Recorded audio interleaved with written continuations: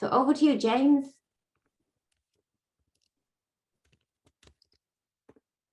Sorry about that. All right. Welcome, everyone. Welcome. It's nice to see lots of old friends there. I will just begin. As I said a few minutes ago, I am going to make this a very hands-on workshop, so everyone's going to jump right into Miro. I was just curious how many of you have used Miro before. You could either just visual raise or virtual raise. Any of you? Not that many of you. Okay, great. Well, it is, like I said in my little abstract, is one of my favorite things out there, and I'm going to put a link here. I realized someone had pointed out it didn't work before. That's because I hadn't made it publicly visible. So now it should be. So there's a link. If you click that link, I'll paste it again for someone who just arrived. If you click that link, it should just open up a web browser and bring you into this crazy world that is Miro. Just to make things a little more confusing, I'm going to also show you in my window. I want to give you a bit of a tour. So you can start poking around yourself. That's totally fine. See what's in there. I hope that you could see on my screen probably the same thing that you see in your browser. So this is Miro. I had said just before some of you arrived that it's pretty intuitive. You just use two fingers to kind of zoom in and zoom out. You could slide, if you have a trackpad, you could slide two fingers to move left and right. I will show you around. You can see all the little cursors from other people there. It looks like people are jumping right in. So yeah, there's, I put up here a little agenda. Let me just zoom in over it. If you're watching on my screen, actually, here's a little thing. If you see up in the top area, there's a little circle with all these different people. If you click on my face, the little JI in my face, then you'll follow my view. Or is it double click? Single click, I think. Yeah. And then you'll just see what I'm showing you. So you'll follow exactly what I'm zooming in and zooming out to show you. So that might be easier. So here we go. So this is, I'll zoom way out. So this is a big overview. I'm going to hide everyone's cursors just so it's not quite as confusing. There we go. So here's a big overview. So Miro is essentially just this giant infinite whiteboard where you can do stuff. And I've been using it for all my classes to do lots of stuff, and I'm going to show you some of the stuff I've been up to. You can move things around. Like I said, if you move something like that, you can always undo what you do. Up here there's an undo, or just the standard Clover Z, Control Z. Any of those things work as well. So here's a little agenda, and I partly put it here just so you can see how the zoominess works. So Martina already did the welcome and intro, and over here I put a little info about her, and if you follow off of her, you can, here's a link to the IFNTF website. Oh, here's our next seminar, by the way. Do a little advert for that as well. Laura Ritchie is going to be coming along next time, 21st of April, talking about some awesome stuff, so you could check that if you want. So yeah, Miro, it's kind of fun because you could just keep zooming in and zooming out. And so I have here a little section of introduction where I just put a couple of the basic things. So here's a little tip if you're having trouble zooming in or zooming out. If you want to hide people's cursors, we already saw that. Also, way up here, my zoom window's on top of it, but way up here there's a question mark. You can click that if you want to get some tutorials, maybe not right now in this workshop. And then there's a toolbar along the left edge that I hope you can see on your screen and probably on mine as well if you're looking on the shared screen, and each of them does pretty much what you'd expect. You won't need to use very many of them today. A couple things I want to show you. One is that you can also, if you have a link, for instance, just a YouTube link, you can copy it and paste it here, or this is another link one, and then you can click them and actually just play them right here within Miro. You don't have to leave. So in this video, we'll cover everything you need to know. If you want, I won't make you watch it, but click and hold the left mouse. 2 or 3 minutes, 2.5 minutes, something like that. You can watch this video, which is a really nice introduction to how to use it. And if you want more videos, here's a link to the Miro Academy. We actually have a special guest here as well. Later, he will be talking to us about Miro. In fact, I forgot to mention, yeah, here he is, Julian, and he's somewhere out there. I saw him join a little while ago.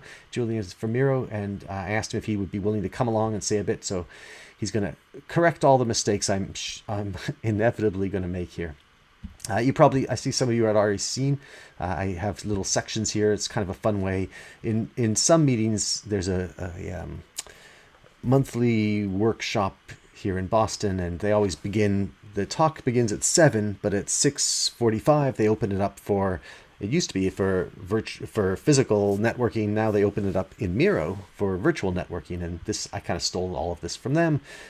So you can grab these Post-it notes. I made a little note here. You can basically just, all of these are little sticky notes or Post-it notes. You can just pull them down, double click in one, and you can just type whatever you want, your name, things like that. if you want to make the notes big, you can do that, or small. You can keep getting them. You can see over here I did my name. Got it much smaller. So you can just move things around, make them bigger and smaller. Drag Post-its out of there. You can also option drag, as it says down here, and then you leave behind a copy. So anytime you option drag something, you make copies of it.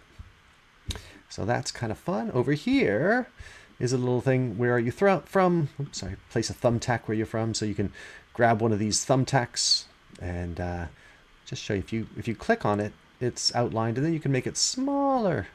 And so if you wanted to get very precise as to where you're from, you could just drag it over somewhere. You'll see that I made a zoomed in map of the US. Oh, someone put a post-it here. Gone. Haha. Sorry. Hope that wasn't anyone's. You can zoom way in, way out. I love the zoominess of the whole thing. So yeah, feel free to, I didn't mean to advertise my name up here so much, but yeah, feel free to grab one of those names and put them wherever you want. Oh, there goes someone. Excellent. So yeah, put some stickies, some thumbtacks, or some your names around. I also found this lovely thing where you can keep zooming into different disciplines, fields of knowledge, which is great. I did some very clunky screen captures, so this isn't nearly as nice as the real one. The real one you can kind of zoom. I just kind of zoomed once and then zoomed again and made a screen copy. Anyway, if you want to just put a little pin in your discipline, that could be kind of fun. Or again, you could put your name. So I put myself here in sort of psychology. I guess that's what I used to do. I don't know what I do anymore, but anyway, and then, just for fun, anything on your mind about today's talk, I put one question here. Is Miro free? And I answered it yes for educators. If you have an educational email address, you can get it for free. So that is just kind of for fun. A little section there you could fill in as I ramble on a bit. So that's the welcome area. So Miro does all kinds of wonderful things. I use it for everything from in-class activities, like we're going to do right now in a minute, to managing pretty complicated grants and projects. I sort of do everything in Miro nowadays. I'll show you some examples of that in a few minutes. But I thought, just as a brief icebreaker thing, I thought I've hidden this little area of the board, but this is paired chats, and I wanted to just try this. It's something that I think is kind of fun at this time of pandemicness, where you never get to actually interact with random other people. I'm going to throw you into a random breakout room with a random other person, and you'll just chat. You're all experts, you know how this works, but who are they? I filled in I cheated and filled in one for myself. Who am I? What kind of teaching tip have I been doing or trying to follow? And whatever you want. Just put something in there. It's a chance to chat with someone. So I'm going to put us into breakout rooms. I hope this isn't going to scare off too many people, but I'm going to put us in, I guess I'll try to put us in just paired breakout rooms, essentially, and see what happens. So you should get invited. It's going to just be brief, like 5 minutes. 5 minutes chatting with a random person. I thought it would be a fun way to do things. Let's see. I hope this works. And here we go. I think I'm going to tell it 5 minutes. 5 minutes. And this will give you a chance to practice your Miro skills as well. Just option drag or drag a post-it and have fun.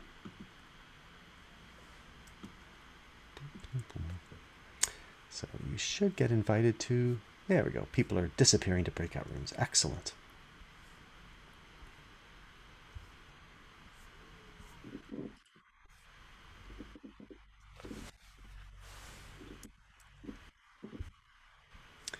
Let's see. So I think everyone has a partner so far. So far, so good.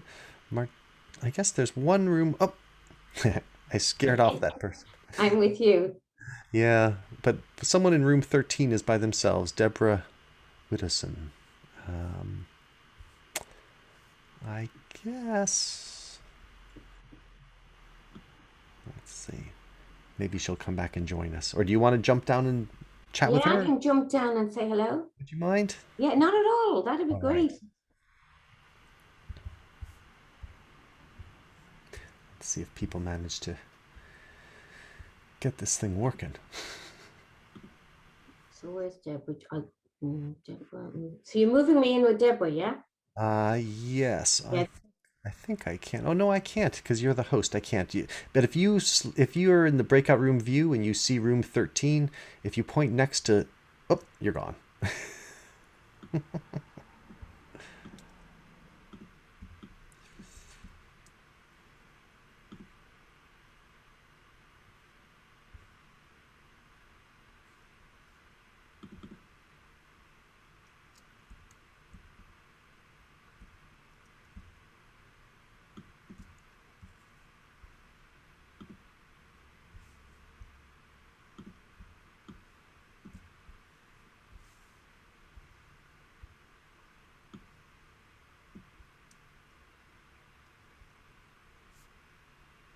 Hello again.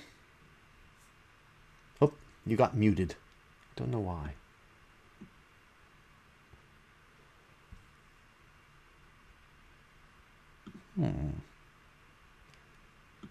Hello, hello. I see I also have a Donovan here. Welcome. We just have people out in breakout rooms, I hope. Martina, I still can't hear you, by the way. It says you're muted.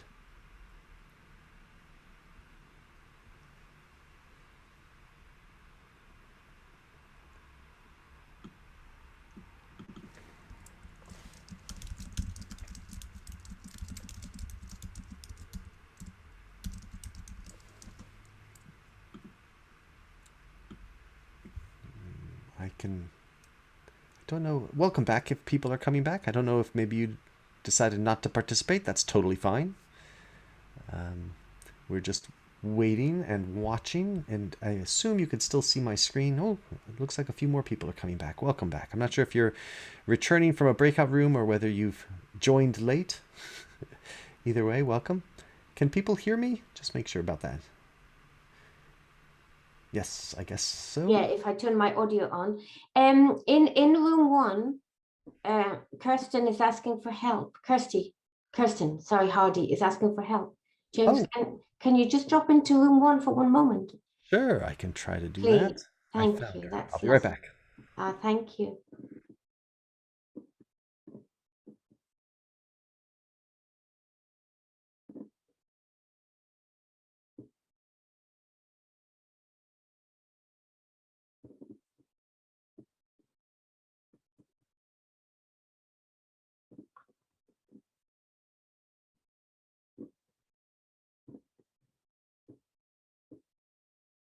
Hi, Deborah. And Donovan and Fran.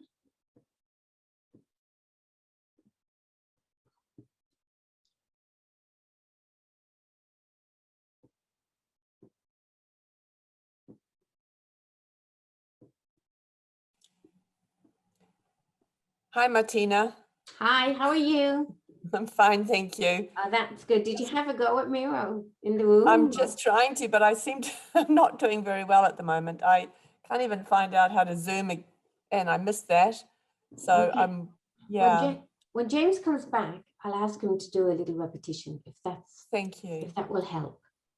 Okay. Yeah, I think it's just a little bit of cognitive overload. Yes, yes. I was trying to get in at the same time, I think, when he was showing that. Yeah, yeah. When he comes back in, I'll ask him to go over a little again. I went to the breakout room, but there was Alright. nobody else there, so I came back. Okay. Oh, I'm sorry. It's okay. We've probably got on uneven numbers, perhaps, when James put everybody into groups. Yeah. That's okay. Oh, James. Hello. James. Welcome back. Hey. Can you please just do a short repetition on what you said to help Deborah? Deborah, where's Deborah? Deborah. Sure.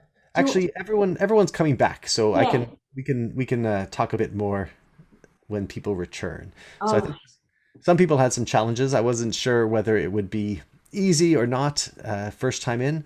I remember the first time I played around with Miro, it was quite confusing. The main challenge I think that I had, and I think a few other people had as well, is that things keep moving as you move your finger around, and it might be one of the settings that you have to fiddle with. In the top right, there's a settings area, and you might have to change what mode you're in. That was this little bit of advice over here. This thing, yeah. So that might help.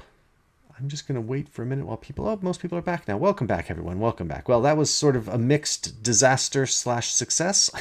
I think it was a bit of a shocking beginning, but I figured I would start with something just to throw you in the deep end, like I had said at the beginning. So that's kind of the way Miro works, in a sense. You can move things around and do things. It takes a little while to get used to it, and it depends what platform you're on. So like for me, I'm just using a trackpad on my laptop, and it works great. Like I said, it's kind of 2 fingers to move your screen around like this. This is what happens when I slide 2 fingers up, down, left, right. 1 finger moves the mouse.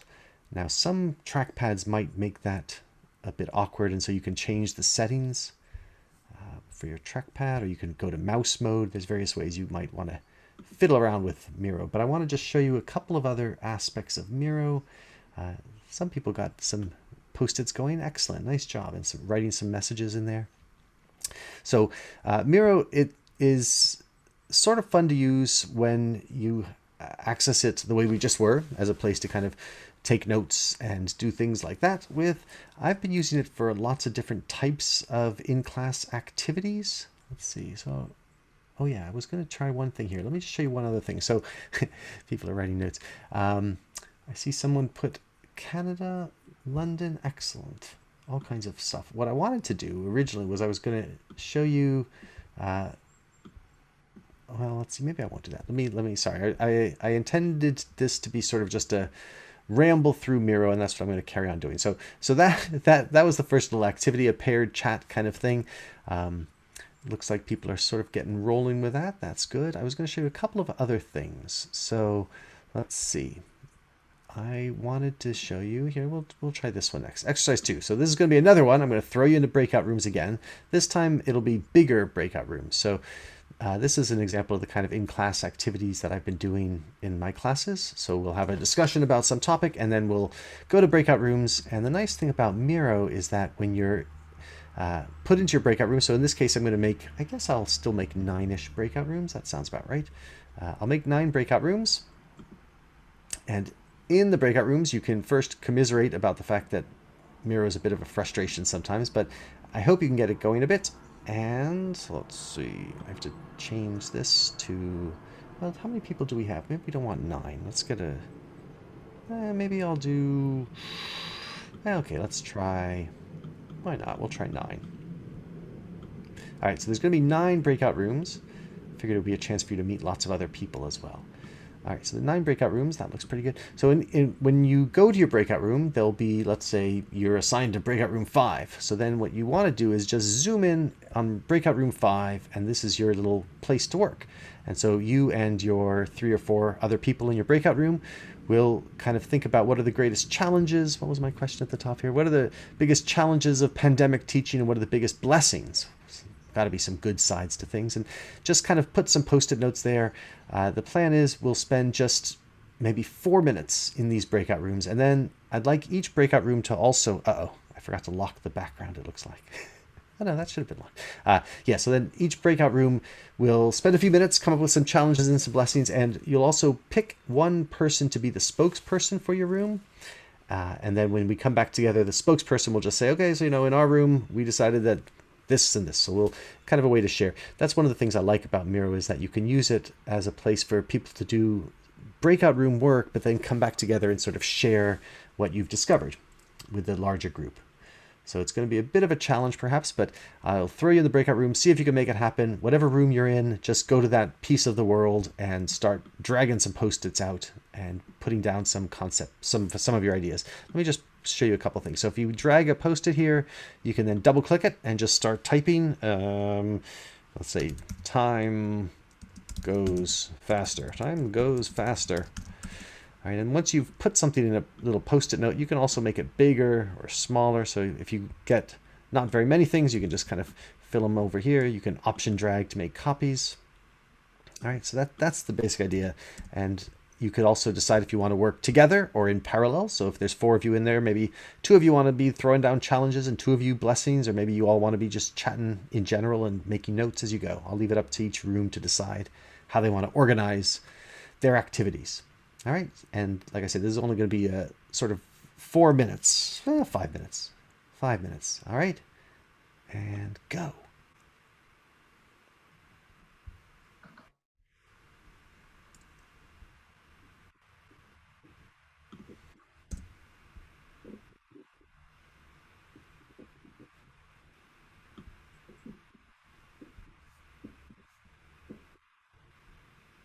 All right, people have gone away. Fran, is that you?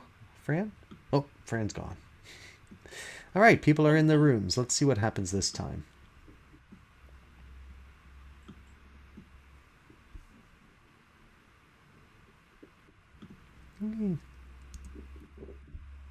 All right. What do you think, Martina? Are you going to join a room or are you going to stay here? I'm going to stay here and observe. Well, that's what I like to do. So the thing that I love about this is like when I'm running a class and I put them into these breakout rooms, I can then just observe and see how things are happening. And Yeah. in this case, so far there's not much happening. A few people are starting. Let's see what happens. I think people are clicking make posted. Is that what's happening here? Let's see. No, that shouldn't be. I'm not sure why we're getting such giant post-its appearing.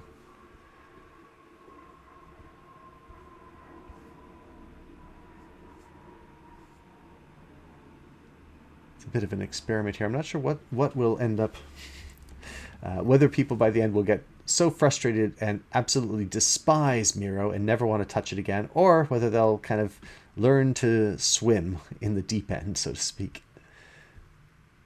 It's one of these things where when you first start using it, it sort of is intimidating and confusing. But after, I hope that after 5 or 10 minutes, people will start to get the hang of it. Yeah, it takes a little bit of time to get used to the control, the movement. Yeah, absolutely. Yeah. Let's see what kind of things people are saying. Someone added a comment to their post-it. Ah. Interesting. He added a comment to it instead of making it its own post-it. Ah, here we go. Remoteness. Excellent. Ooh. All right. Things are starting to happen now. Yay. Oh, this is fun. I kind of think I should have given them more than 5 minutes maybe, because it looks like it took, this is good to know for future, it took about 2 or 3 minutes for them to figure out how to use it and decide how they're going to go about it. But now, now they're appearing all over the place. Yeah.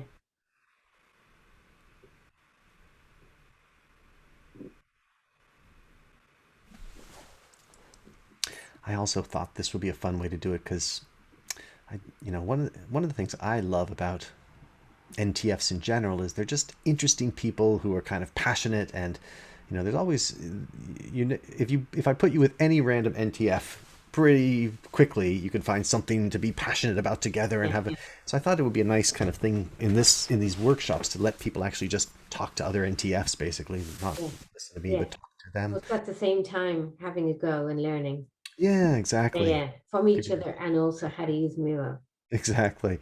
So I hope it works. I'm not sure. We'll see.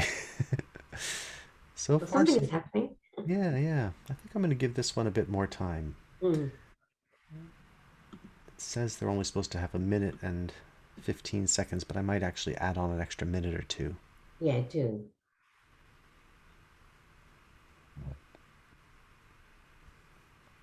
It's funny because some rooms have nothing going on. Maybe they're just having fun chatting, or...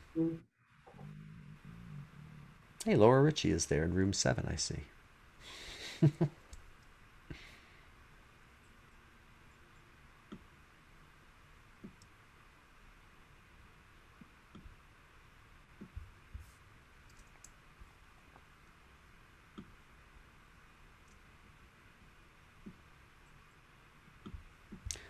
going to be curious to see what all these groups come up with.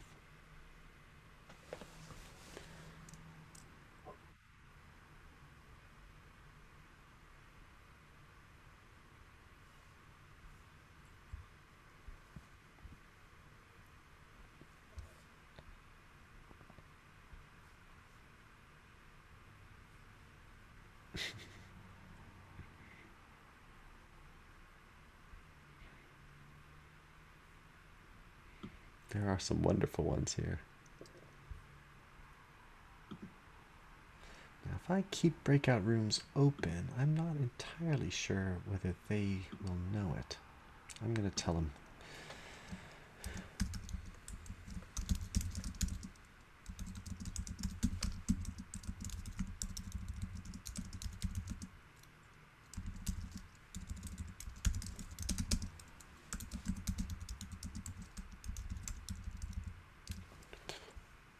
Hello. Whoop, people are coming back. I had just sent a message saying, feel free to stay in your room. So welcome back, the few of you who came back. It looks like some people stayed there, which is good. I was going to leave the rooms open for another minute or two because it looked like things were starting to roll now. So if you want to just keep working, you can stay here in the main room, or you can go back down to the breakout room, either way. Some groups have come up with some really nice, well, all the groups have done some great work here. I don't know what happened in room 7. Room 7, I guess they decided not to put things.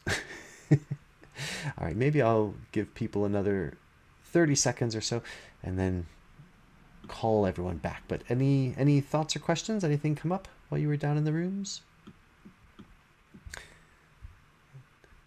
Don't know if you can.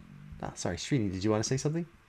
No, I think I found it quite intuitive. Excuse me. Working in smaller groups is much easier, but when the group gets bigger, the collaboration can be really confusing. Yes, I agree. In this case, there should have been, well, it looks like there were 3 or 4 per room, and that felt more manageable. Is that right?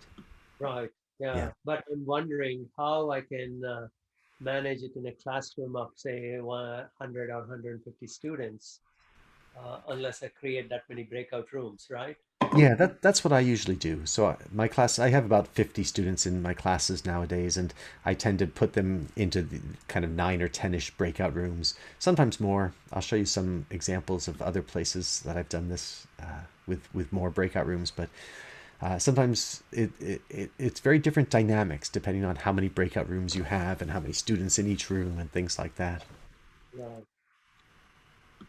But yeah, I mean, I think the challenge I've found is if you have a big class is you quite often I'll put people in lots of breakout rooms like this, and then it's hard to actually then come back together and have a discussion to cover everything in every room, because you can't really go through 20 rooms, for instance. So usually I'll tell every room to be ready with a spokesperson, and then I'll just call on a few of the rooms. Mm-hmm. So I was going to ask you, how easy was it for you to create breakout rooms and distributors? You seem to do it very quickly.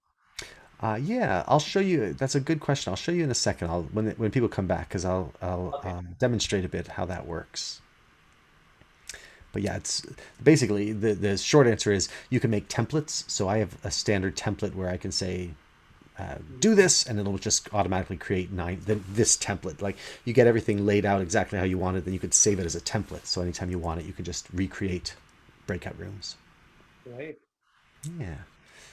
All right. It looks like I've told it the breakout rooms. Oh, they're going to close in 20 seconds. Excellent. So, wow. Breakout room 2 has all kinds of things going on. Dogs. I'm going to put dogs as both a challenge and a blessing. Mhm.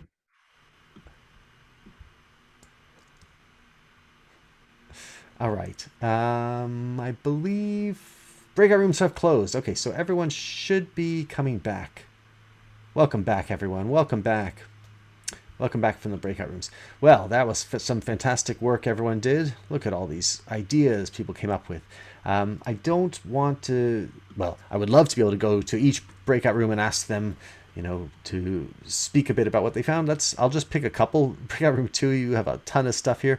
Want to say anything about the activity or any of the main blessings or challenges? Well, a challenge was getting going with this, but once we got going, I think we kind of went with it. So challenges were learning new skills when we first went into lockdown, not just us, but our students. Somebody mentioned working with students who weren't comfortable in the online environment and wouldn't speak or have their videos on. Moving to the blessings, we felt that it was great. We could have coffee when we wanted and wear what we wanted, and particularly from the waist down, and that we were in our own environments. And actually, students saying that it was less pressure having notes in front of them. So when they were doing assessments and things, actually having that, and for us as well, that we could have our notes to refer to, which was good. So I'll stop there. Yeah, great. That's great. Thank you. I'm just going to show you, as you were talking, I was just going to grab a couple things and tidy it. Yeah, it's a bit messy. I couldn't work out how we tidied it. It takes a little while to get used to some of these things, but I was going to show you, actually, Miro is great because you can do So for instance, they have this lovely little thing here off to the side, this matrix thing. And if you grab that, it automatically organizes things into groups. Anyway, so yeah, great, nice, excellent list. Okay, so I would ask another group, but I think I'm not going to. You get the idea. Mostly I'm just doing this to give us time to chat with each other, try out some Miro stuff, and give you some examples of how you can use Miro and some of the benefits of Miro in particular. I wanted to point out, for me, I love it because I can put the students in the rooms from the student perspective, they get to then have a small group discussion, and it's not just them kind of awkwardly trying to talk with each other, because now there's this other thing in the world. There's this artifact that they can all talk about. They can sort of see what each other are doing. See, they can watch what is happening in their little space. Now, from my perspective, I love it because I can say, okay, you have 5 minutes to discuss the ethics of automation, for instance, or 7 minutes, whatever. I'm going to put you in your 9 breakout rooms, go and do it, and then they're just gone and I'm free. I can just sit here and watch the little post-it notes appearing, and if I see one of the rooms doesn't have post-it notes appearing, I can just pop into the room and say, hey, everything going okay here? I can also just use that as an opportunity to go get a cup of coffee. So sometimes I'm teaching a class with 50 students, but I'm downstairs drinking a cup of coffee for a minute while they're working in their breakout rooms. So it's a great way to both take a break and see what's happening. I did, as a quick aside, I found from using this over the last year now, I've been using it, I guess, that if I see a room like breakout room 4, if they're not doing much, I found sometimes popping into the room scares them. Like I just appear out of nowhere. I'm sure you've all had the same experience. The nice thing in Miro is what I do is if I see breakout room 4 wasn't doing anything, I'll just plop a big post-it note down there saying, hey, everything okay? Want me to come join? James. Something like that. That usually kind of kicks them into high gear, or they'll write a little post-it note back to me saying, yeah, we need help. And then I'll pop down into the room. So it's kind of nice that way. Another question. That's a quick question. Yes, please, Srini. Yes. Sorry to interrupt. No, anytime. Is it just you as the moderator can go to any breakout room, or is anyone, so you can pop into any breakout room and post anything there as a moderator, correct? Well, so the breakout rooms are, of course, part of the Zoom world. So whatever video platform you're using, you're limited to breakout room. I can join as the host. I can join any breakout room, etc. The Miro world is just a shared whiteboard. So anyone could put post-it notes anywhere they want. Also, anyone could delete post-it notes. So like, I could be in breakout room 6, according to Zoom, but I could be actually putting things into breakout room 4, deleting the notes in breakout room 5. So there's no boundaries. There's no control. There's not no inside of Miro. Control under Miro. Okay, that's right. In Miro, it's just a shared white space. Yep. You can track who's doing what. There's activity logs and things, and I've never had a problem. But in theory, if that was a thing, you could tell people that any abuse we can follow in the activity log, who did what. So please be kind and considerate, or something like that. It's also nice because people can still be working now. I'll tell them, okay, we're going to go through the breakout rooms, but if you come up with ideas for things you want to add to your breakout room as we're having discussions, feel free to keep working in Miro. Right? So all the students can be in Miro at any point. Actually, now, Srini, you had asked me another question before others arrived, which was, it must take a while to create these breakout room little pads and matrices, and that brings me to one of the other wonderful features of Miro, which I should have probably mentioned earlier. So Miro can do all kinds of things, right? So we've been just seeing text and post-its, but it also has the ability to upload files. So I can upload things from my device. So I can post PDFs in here. I can put URLs. You can take things from Google Drive. In fact, if you put a Google Drive document in here, you can then edit it right here in Miro, and it's editing it in the Google Drive. Sort of similar to the way you can paste a YouTube video in here, and it doesn't, if you copy a YouTube link and paste it in here, here, let me just, hold on one second. It might be too messy. I was going to share that process, but you get the ideas. The main thing I wanted to show you here, though, was that you can use templates. So I'll do templates and check this out. So if I go into templates, there are tons of templates in here. So let me just go, I made a template of those academic disciplines. So if I say use template, boom, there it is. That thing is here. I can put it in any Miro board I want. And if, anytime we have another event, I can put this academic disciplines thing there, and people can use it as they wish, which is kind of cool. Not that useful, that one, but there's lots of other templates in here. This is one I use quite often, this little brain writing, they call it, but it's this little template of kind of a rainbow list of Post-its, which is kind of cute.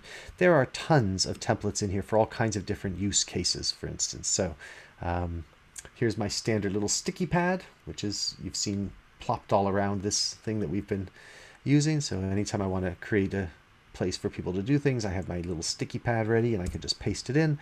I'll show you one last one. So I have, here we go, my breakout room pad for 15 breakout rooms. So if I want to create 15 breakout rooms, there we go, all set. So I usually spend about 15 minutes before a class creating the breakout rooms and the little prompts that I'm going to give people for those breakout rooms. So it's really quite easy.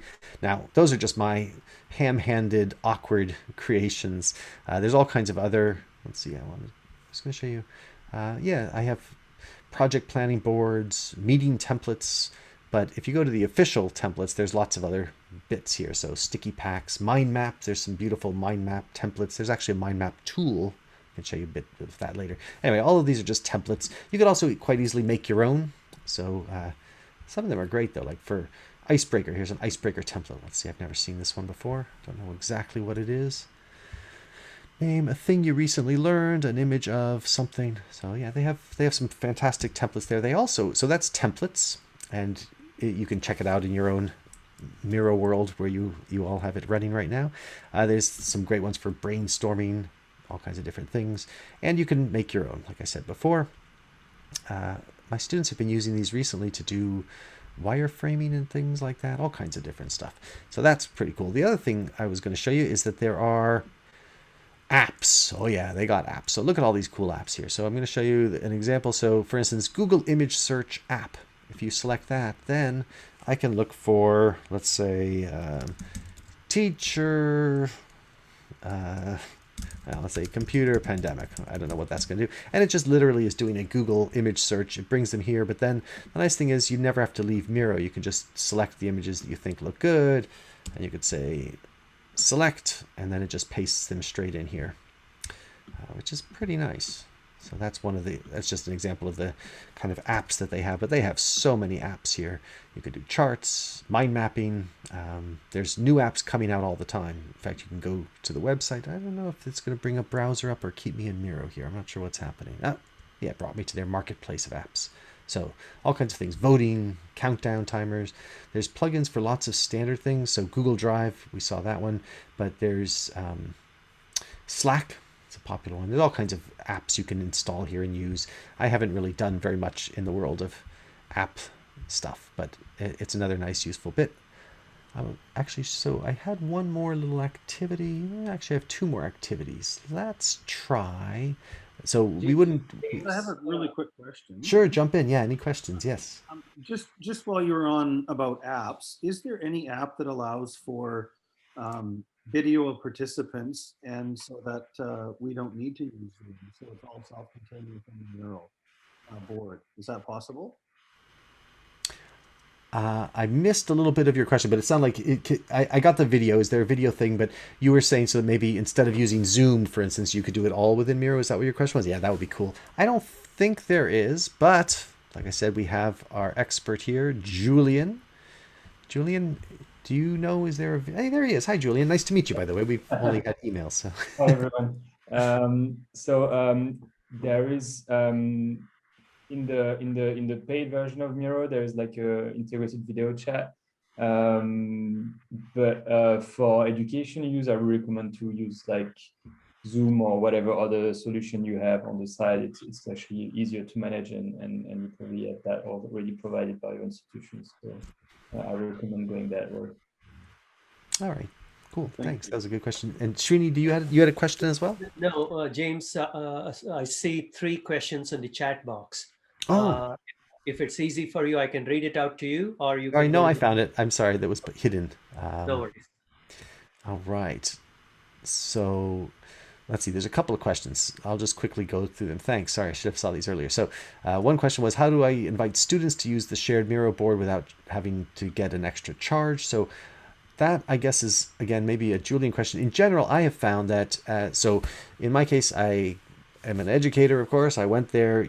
It's a bit of an awkward thing, by the way. You have to sort of apply for an educational account, and you have to upload, it's the standard thing, upload a photo of your student ID or equivalent, something like that. And then a few days later, they'll get it to you. Then when you have it, within Miro, there's a concept of teams, and you can have students on your teams and colleagues on teams. I kind of have given up on the teams kind of concept for various reasons. But so the way I do it is I use my Miro board. I create a Miro board. I make it publicly available and shareable. So you can see here, sorry, let me just move my chat window around. So I'm still screen sharing. So if you're in the screen share from Zoom, you can see there's this share thing here. And then I just share it via, I make it so anyone with a link can edit it, and I just copy the board link like I did for all of you and paste it in there. And then students can use that link. They can always come back in and do whatever they want. They can, for instance, here I'll show you, I was going to show you a couple of other examples. Let me just show you a quick example. So here is, well, I should have clicked these before we started this workshop, but here, for instance, this is going to be a slow load. But in one of my classes right now, I have 50 students, and they're sort of 19 design teams. And so I created this board, and each design team has its own space on the board. And so anytime this team, Stretching Sidekick, wants to work together, they can just work here in this space. So they can't really create their own boards. There probably is a way, and I'm sure Julian will tell us later how students can get involved. But anyway, I find it easier to sort of just create a new board. So this is the projects home for my class ENP 161, and so each team has a piece of this board. Now, the nice thing about that, of course, is that they can work in the board. Any student can go and see what the other teams are up to.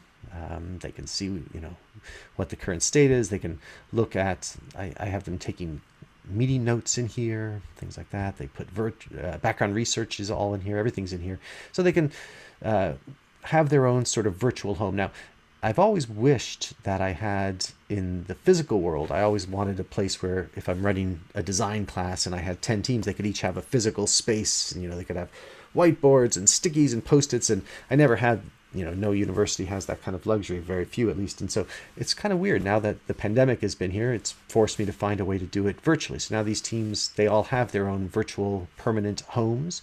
And for instance, I will have occasional walkthroughs where I'll bring in a consultant. Usually it's another professor, and each team has 10 minutes with that consultant, and they can walk them through the board, and they just kind of take them on a tour of it. So it's kind of nice. It gives them, again, this kind of external shared space where they can give tours and things like that. So yeah, that is what I wanted to point out there. I was going to show you, let me just show you a couple of other things. Time is a-ticking. James, before you do that, there's another question there. Oh, you're right. I'm sorry. I never Do got you to show have you these more questions. than 100 invited to this board, and do they all log into Miro? So you don't actually ever have to log into Miro. You can just click that link and kind of use it as an anonymous user. It's better if you do log in. Well, I don't know if it's better or not, but then you have a name. Otherwise, you're sort of an anonymous raccoon or something. Julian, you can, I assume, have more than 100. Is that true? Yeah. It works fine up until like 600 or 800. We usually use it internally with the entire company connected, and it works fine with like 600 people. All right, cool. There was another question. Are there charges from Miro for a nonprofit? That's again a Julian question, maybe. Nonprofits? I know you do education. Do you do nonprofits as well? Yeah, we have a program for nonprofit where we provide a discount. I'm not sure what the exact discount is. I'll have to check. But yeah, we do have a program for nonprofit. MS Teams. That's another Julian one. Does it work okay with MS Teams? I assume. Yeah. It's integrated, so you can have the boards directly within Teams. And the other question that Jeff from Cardiff Met asked was about iPads. I'm not sure. It may be you. I've used it. I love it on my iPad. Actually, it really feels much more tactile, very iPad-ish. You can move the little Post-its and you can write on things, do drawings in there, and they come in quite nicely. Let's see. Is everything OER? No copyright. I'm not sure. I mean, is everything open educational resources? I'm not sure what you mean by everything. I wish everything were. Well, I asked the question when you were actually showing images, you Oh, like the don't Google image. I see. yeah, I'm sorry. use Google images and things. Yes. No, those were totally copyright violations, I think. I don't know if I'm not sure if in the Miro Google image Is search there app like a whether you can. library or a Yeah, I know some safe stuff? exactly. Well, in I'm sure in the standard Google image search you can specify you only want Yeah. things. It looks like this particular app Okay, it's doesn't. just giving you a way out to Google. Yeah. Okay. Yeah. But my guess is there probably are. You could. I don't. There's probably not a Pixabay app, but that's a great resource if you don't know Pixabay. Infographics you can do. Oh, sorry. Did someone have something to add? James, one more question. The 9 teams that you have here, is there any way to only allow team 1 to touch the physical space of the team 1 board? I don't think there is. No, Julian is shaking his head no. I think it's just an open board. I mean, you could. There's probably some sneak way around, but probably not. I don't think there's any way. I was thinking you could have multiple boards. Each team could have one board, but it's. Yeah, as the board owner, you can prevent anyone from touching something. You can lock stuff and make sure nobody messes with it, but you can't like differentiate between different participants. So all or nothing. Yeah. Yeah, exactly. So you may have seen that in the board. Is this sauce? Yes. Sorry, I have windows in front of windows. Yeah, in this board, some things I've locked so you can't move. So you can't move this background, for instance, in this thing. But yeah, it's all or nothing. Actually, you can. Yeah, it's basically all or nothing. That's something we're looking into, but because we know that's something that's important, especially for education, but it's not available yet. Yeah, and then you can use these things called frames, which I've clunkily used here just to hide parts of the board. You can actually use them. It has a presentation mode as well. So I first bumped into this. I guess I first bumped into Miro with that user group that meets in Boston. But then I did a project with Lego, and they love Miro over at Lego, and they do all their presentations and everything. And so the slides are essentially just laid out in a Miro space, and you can then put a frame around each slide, and you can make it play, and it plays like a slideshow. But the cool thing is it's a slideshow where the audience can be adding their own little notes and annotations and questions around the slides. So it's kind of becomes this collaborative, growing, organic PowerPoint experience, which is kind of fun. Let me just see. I can't remember now. These were going to be a couple of other activities, but since we don't have a ton of time, I'm not going to do them. But I'll just show you some examples of some of the other ways that I've been using it. So this is was going to be a little photo challenge. I was going to put you in a breakout room. So if you're in breakout room 5 again, for instance, then you have to put images there that show images of teachers socializing, for instance, or parents socializing. It's not the best example, but I just wanted to show kind of the way you can bring photos in here. And when you do these kinds of activities in class, they're really fun because you'll see, a dozen different little photos are here and here, and you can really start to get a feeling for a space by looking at these photo montages. And the nice thing again is you can do that as a 6-minute breakout room or a 3-minute breakout room. Once the semester gets rolling and people get better at using Miro, it can really go pretty quickly. And a 5-minute breakout room, you could get in parallel, you'd get like 100 photos in these various concept spaces. This was going to be a fun one too. This was one where it's a bit more structured, so I was going to ask.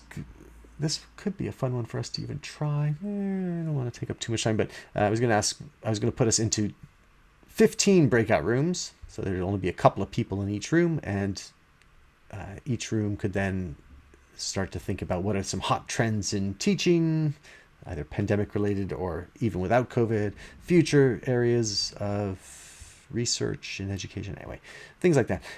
So you can use it as a way to kind of generate a lot of activities in parallel. That was the other thing I was going to point out. And what was this one going to be? Oh yeah, these are just some random bits. Oh, in fact, this was a suggestion from Julian. If you have any questions, comments, anything you want to put, feel free to steal a post-it, option, drag a post-it, put questions, things there. That's our Miro contacts. Some random other info. What was this? I don't think this was me, was it? Hey, that's strange. I don't know where that came from. Okay, I'm going to ignore that. All right, so let's see. I only have -1 minute. I told Julian I'd give him 10 minutes at the end. So I just want to show you a couple final little things. So I did make this board, which I'll put the link to here in the chat. This is a useful board if you want to, I've just included on this board a whole bunch of, well, as you can see, some discussion of all the different cool features of Miro. So you can see, like, you can paste links to the YouTube videos and you can just play them right here. Here's a little example. It's one of my videos, my old animations. You can put PDFs in here and read them right here in Miro, which is kind of nice. You can drop a PDF in and then you can go through it and actually read every page here. And you can also zoom way in, which is pretty cool in Miro. You know, even though it looks like you might not be able to read it, you can just zoom in and see it. You can also do this nice thing where you can extract all the pages. So there's all these pages. You could say, spread out those 8 pages. This little button here and extract them, and then you can look at them right there. Templates, organizing information. All right, so there's lots of info there for things you could do and some examples of activities. Actually, the one last thing I did want to show you is here's how actually I'm using it currently. And here's a live class that I'm teaching now. I'll zoom way out. So I've started doing this thing where in all my classes I have little virtual homes and I ask the students to create a virtual home. So these are the TAs, they made their own little virtual homes, and the students. And it's kind of a nice way in pandemic world for them to kind of get to know each other, and they have little spaces where you can leave questions and things.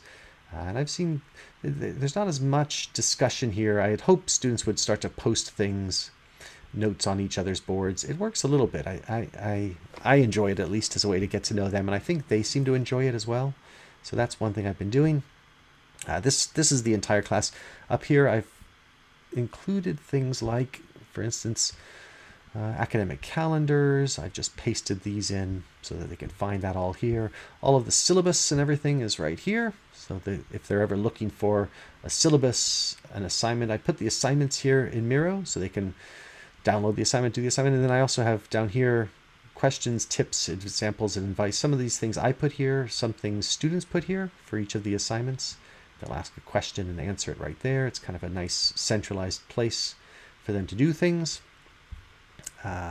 Also, I put the actual class schedule. So, in fact, I have to get ready for class tomorrow. Tomorrow is March 25th, doing some various things. So the entire class schedule is all laid out here. And then each week I have various class activities. So discussions about what is design. I put them into 12 breakout rooms, and they had some amount of time to pick some domains and talk about what design is in that space. And again, then at the end, I tell each breakout room, pick a spokesperson, and we never get through all 12 rooms, for instance, but I'll say, I'll pick 2 random rooms. So room 3, what did you people come up with? And then everyone can zoom into room 3 and they could walk us through what they talked about and what their insights were, for instance. And so each class, this was a fun one where they have to evaluate products and say what's bad about this product. So before class, I went and found 9 products and just pasted the images there. And it was a great little activity. They all did come up with some good things. It's a chance for them to chat with each other and get to know each other. Anyway, so those are some. Oh, and then this is the last thing I was going to show you. At the end of each class, this is also what I'm doing in terms of like taking attendance. So they have to, at each class, after each class, they have to come here and answer this. So have you sent your proposal to your client? What will be the title? Any questions? And it's a nice way for them to, this is how I know who was there. And it's also a way to kind of get some immediate feedback after each class. So those are some of the ways I've been using it. There was a question, can you embed H5p? I have no idea what H5p is, but it sounds intriguing. Does anyone know what H5p is? I guess not. All right. Has it replaced my VLE? That's a good question. It has not replaced the VLE yet. And that was actually the one complaint I got last semester, was that students sometimes didn't know whether they should go and find the latest version of the assignment here in Miro or in the Canvas is what we're using. And I try to keep them in sync because sometimes the projects will wander a little bit, but in general, I'm still stuck using the VLE, although I'm not sure if I need to be. The university wants me to because that's where they get all their grades and things. But PowerPoint presentations, yes, you can. I think that's about it. Do you provide an introductory tutorial? So it's funny you ask. I almost asked Martina last night to send everyone a link to that. There was this little video. Where was this? Is this it?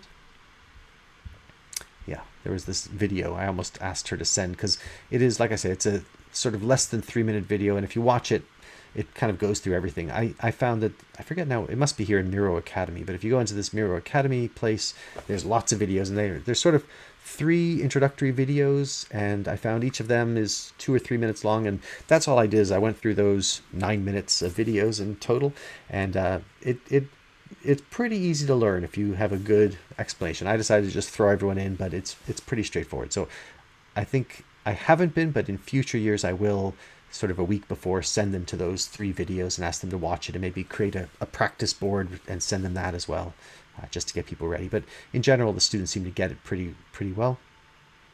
Let's see. There is, I should point out, so this is a nightmare. There's another product out there called Mural, M-U-R-A-L, and it's similar to Miro. It's not as good. I get no kickback from Julian and the people at Miro, but I've looked at Mural and Miro, and I far prefer Miro to Mural, but man, it's confusing. And some of my colleagues here at Tufts University have chosen to use Mural. So some of my students are complaining that they have to go from Miro in one class to Mural in the next class, and that's not so good. So that's a bit of a challenge. I think it is more user-friendly than Prezi, and it's a little bit more extensible, and for sort of collaborative activities, I think it works much better. It also works surprisingly well on any device. Like last night, I was watching TV with the kids, and I had some ideas for this presentation. So just on my iPhone, I opened up my Miro app, because you've all been looking at it in a browser, but there is a lovely Miro app that you can download, and then you have all these tabs for all your boards and your home for all your boards and things like that.